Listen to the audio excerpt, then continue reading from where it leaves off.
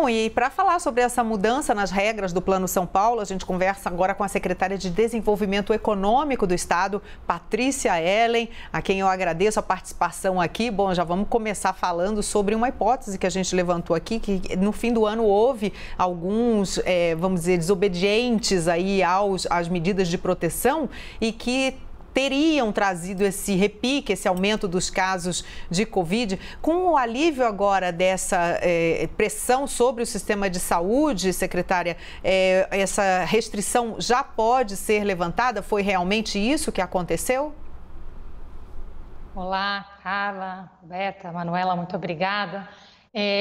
O que aconteceu foi que no fim do ano, de fato, o descumprimento de poucos custou muito caro para muitos. Nós chegamos a ter, na semana ali entre o Natal e o Ano Novo, depois do Ano Novo para a primeira semana de janeiro, um crescimento de internações, de casos, de quase 20% em uma semana. Então, a gente tinha uma aceleração muito preocupante da curva, com um aumento da pressão também no sistema de saúde, que precisamos criar medidas emergenciais, um endurecimento da aplicação das medidas do Plano São Paulo, uma revisão do modelo de ocupação e também medidas complementares. O que nós tivemos nas últimas 2 semanas foi uma notícia positiva, diferente. Internações, esse mesmo dado, na semana epidemiológica da 2ª para a 3ª de janeiro, nós caímos 4% e na semana mais recente, uma queda de 8% nas internações. Então, houve uma reversão clara na tendência, que antes era de aceleração, passou agora para uma curva de controle e redução das internações, com uma melhora maior, inclusive, na região metropolitana, com uma redução da taxa de ocupação de leitos, internações a cada 100 mil habitantes, que nos deu primeiro alívio e uma possibilidade de retirada das medidas complementares, que é a aplicação da fase vermelha nos fins de semana para todos os setores da economia. Agora, secretária, boa tarde. Primeiro, não seria precoce retirar essas medidas complementares e principalmente com a preocupação com a chegada do Carnaval? A gente sabe que não haverá o feriado, as festas estão canceladas, mas com a possibilidade de aglomerações de empresas que inclusive vão manter os funcionários sem trabalhar nesses dias e com a possibilidade de festas que podem acontecer? Primeiro, é muito importante que as aglomerações estão expressamente proibidas. Eu vejo muita comparação dizendo, a gente tem festas ilegais. As festas ilegais são ilegais, elas não podem acontecer em nenhuma etapa do Plano São Paulo. Na fase laranja, que é onde se encontra grande parte do estado hoje, também temos a proibição da função bar e a permissão de funcionamento de estabelecimentos comerciais, restaurantes, somente até às 20 horas. Na fase vermelha, onde nós temos muitas regiões, infelizmente ainda nessa fase, a regra do fim de semana vale para toda a semana.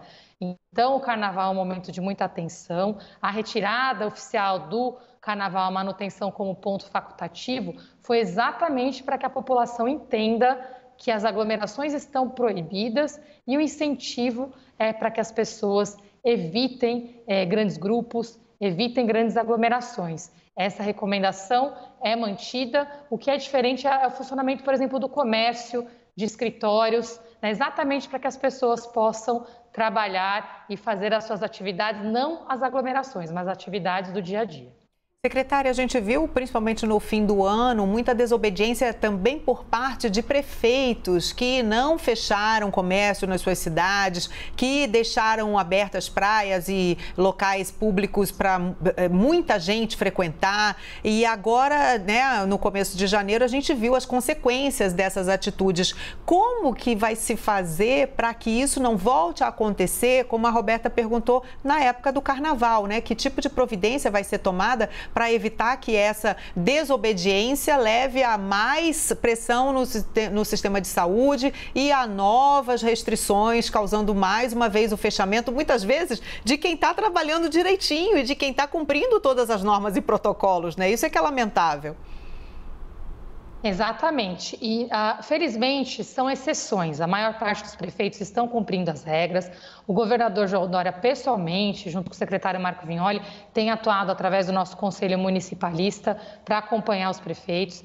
Já na primeira semana de janeiro, nós fizemos uma reunião de boas-vindas para os novos gestores, explicando como é que funciona o Plano São Paulo, e inclusive agora endurecimento o processo de repasse de recursos em função do cumprimento do plano. Então, os prefeitos e prefeitas que cumprirem o plano vão ter prioridade no acesso a recursos, né, prioridade na gestão. E quem não cumpre tem um outro peso pior, que é o custo das vidas e dessa irresponsabilidade com seus eleitores. A gente tem uma região como exemplo, um mau exemplo de descumprimento, que é Bauru, que é a região que a gente tem recorde de ocupação de leitos hoje. É uma das poucas regiões que não melhorou nas últimas 3 semanas. Isso é gravíssimo, é absurdo. Nós estamos chegando a quase 90% de ocupação de leitos nessa região.